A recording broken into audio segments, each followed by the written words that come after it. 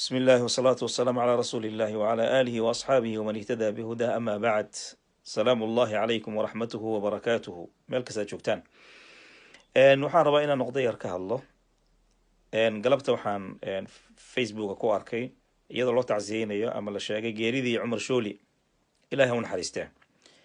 kadib aan qoraan yar mashruur yar baan soo boosti gareeyay aan Ilaahay subxaanahu wa ta'ala u baryayo inuu dambigiisa dhaafo qabrigana u waasiciyo naxariistiisana Rabbi subxaanahu wa ta'ala uu geliyo. intaa kadib aad baa laysoo weeraray gaar ahaan bareefadka iyo luuqa waxaan la igu haystay ducadaas aan u duceeyay Cumar Shooli. horta waxaan markaa na cadeeyo Cumar weligay ma arkin si life wallahi alladhi la ilaha illa hu qabiil oo Soomaali ka yahayna inaan garanaynin. qaar baa waxay yiraahdeen waxa ugu duceysay isku qabiil baatiin ma qaraabatiin qaraabay iska daayinaan haye qabiil Soomaali uu ka yahay wallahi inaan garanaynin. laakiin su'aal baan rabaa inaan soo dhaxdhigo dadka faraha badnaa ee arrintan maanta igala hadlay oo aanan runtii mid ugu jawaabi karin. Cumar Shooli gaal miyuu ahaa muslim buu ahaa? haddaad tirahdaan gaal buu ahaa ma banaano in loo duceeyo marka, laakiin waxaan rabnaa wuxuu ku gaaloobay bal inaad noo sheegtaan. hadduu ahaa muslim kaba soo qaad inuu ahaa muslim faasiq ah oo fisqigiisa la jahriyey oo fanaan ahaa oo heesayey oo muxuu ahaa dembiyada kuwa ugu waaweyn sameynaya, ma banaan tahay in loo taraxumo ilaahay naxariis loo weydiiyo? marba haddii qofku muslim uu yahay waa loo taraxumaya, naxariis baa ilaah loo weydiin, dembi dhaaf baa ilaahay loo weydiin. lacala allah ilaahay subxaanahu wa tacaala in ducadaas aad u ducaysay rabbi subxaanahu wa tacaala uu ugu naxariisto. Cumar Shooli markuu dhintay in la aasay in kala dib ogiye marka la aasay maxaa lagu sameyn? inta la aasin ka hor waa lagu tukanaya salaatu janaaza lagu tukan.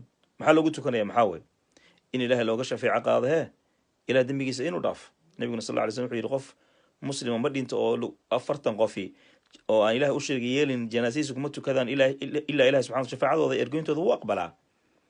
idan fanaaniinta kuwa hadda fankan qariban ku jirana ilaahay baan uga baryaynaa inuu soo toosiyo soo celiyo oo hanuuniyo. hal meel kaliya dambi kuma aha, meel badan bay kaga jiraan fanaaniinta dambiyada rag iyo dumar markii yaani gaar ahaan markay isku sii dhex jiraan meel badan bay dambi kaga jiraan. ilaahay waxaan ka baryaynaa walaalaheenaas inuu soo hanuuniyo. kuwoodu dhintay waa u ducaynaynaa qadcan ilaahay inuu u naxariisto. sidaan soo qorayna naxariista ilaahay baa waxay ka weyn tahay dambiyada aan galna oo dhan. rabbina waxaan ka baryaa jalla jalaaluhu caawa waa awwalu laylatin fi qabrihi, habeenkii ugu horreysay qabriga uu ku jiray weeye oo ku hoyanayo weeye. rabbi subxaanahu wa tacaala qabriga inuu u nuuriyo, su-aasha u fududeeyo waa u ducaynaynaa. walaalkeen buu ahaa qof inteena nool hadda ma kuwa diidaya. waxaa laga yaabaa aniga hadda hadlaya ma ogi aniga iyo Cumar Shooli midka ilaahay subxaanahu wa tacaala u dhow. wallahi alladhi la ilaha illa hu ma isaga ilaahay iga dhow mise aniga? adiga isaga midka u dhow ilaahay subxaanahu wa tacaala na garan maysid, mana garanayno. falaa tuzakku anfusakum huwa a'lamu biman ittaqa.